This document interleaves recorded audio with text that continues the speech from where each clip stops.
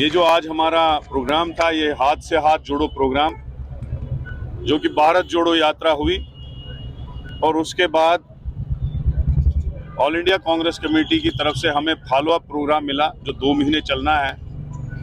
उसमें जो भी भारत जोड़ो में राहुल जी का मैनिफेस्टो था, जिसमें नफरत को ख़त्म करना और लोगों में प्यार मोहब्बत लाना, बांटना,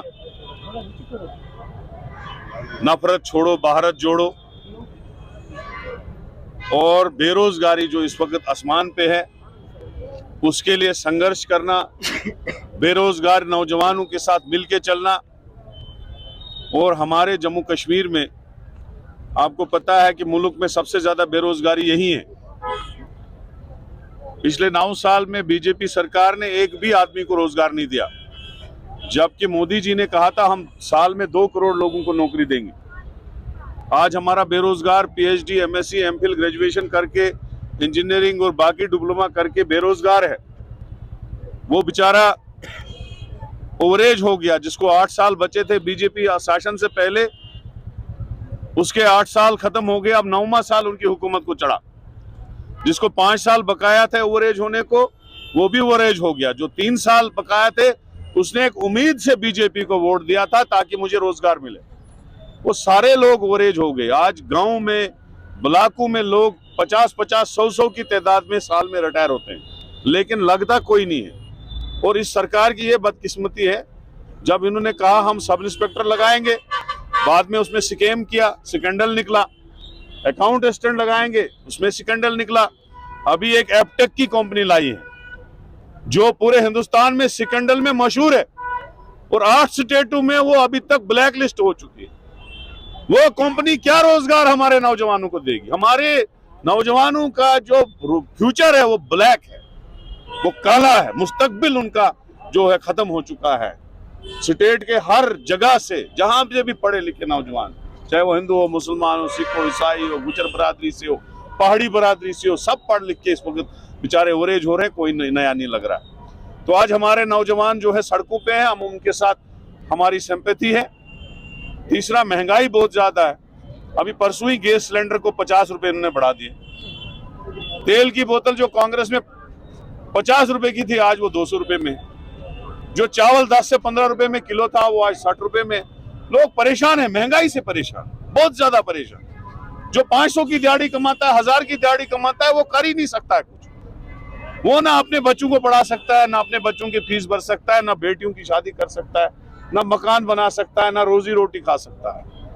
मैं मोदी जी से, इस गवर्नर एडमिनिस्ट्रेशन से हाथ जोड़ के विनती करता हूं। ठीक है, आप पॉलिटिकल पार्टीज के दुश्मन हो सकते हो, कांग्रेस के दुश्मन हो सकते हो, एनसी, पीडीपी और लाइक माइंडेड पार्टीज के दुश्मन हो सकते हो, लेकिन हमारे लोगों ने तुमको वोट दिया था 2014 में, पार्लियामेंट के लिए भी दिया, 2 बार यहां से एमपी बना के दिया।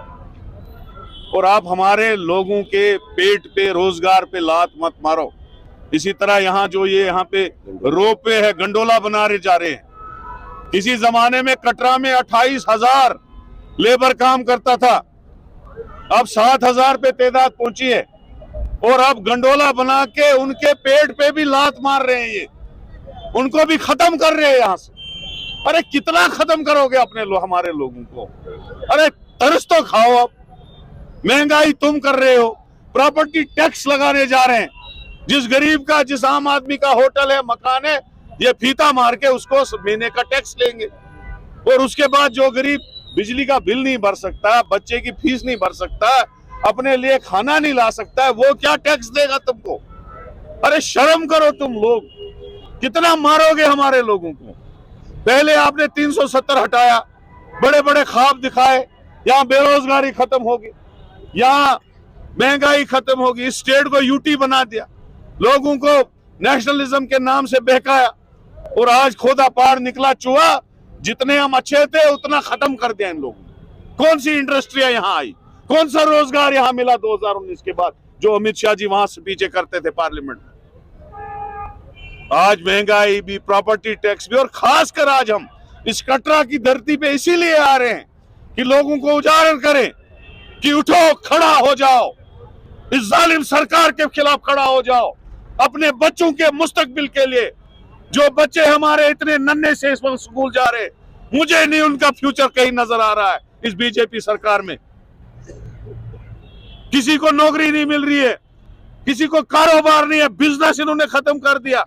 ये तो माता की कृपा है आप लोगों को जो यहाँ पे थोड़ा बहुत कारोबार चलता है, लेकिन बाकी जगहों पे कारोबार ठप, दुकानदार बैठा हुआ।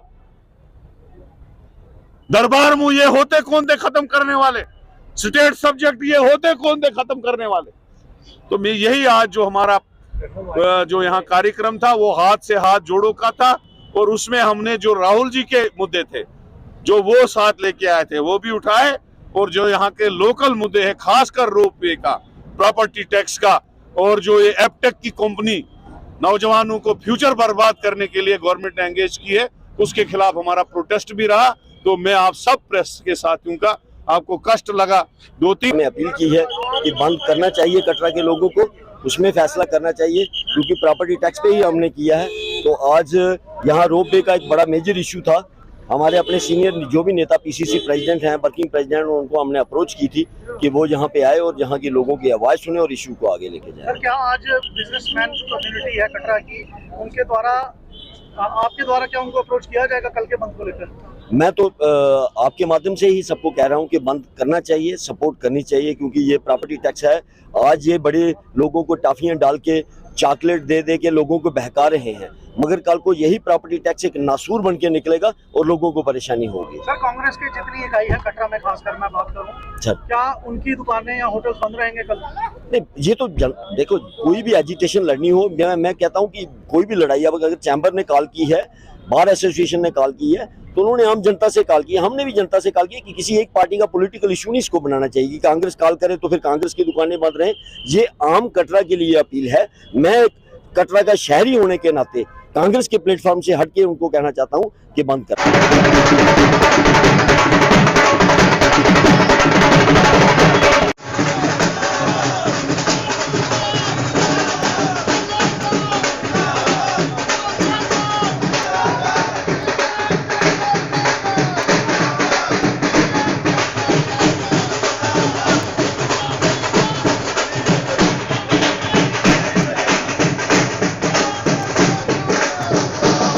जगह देना चाहिए।